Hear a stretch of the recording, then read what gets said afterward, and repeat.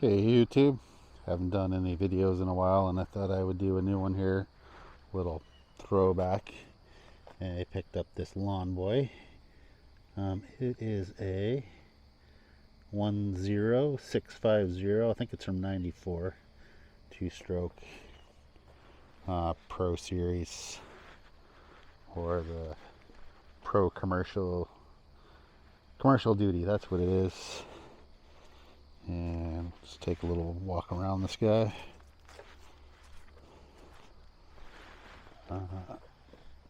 It is missing the air box cover, air filter. Still haven't been able to find the cover. You can get the filters. Yeah, I did get it running. Try to start it up here.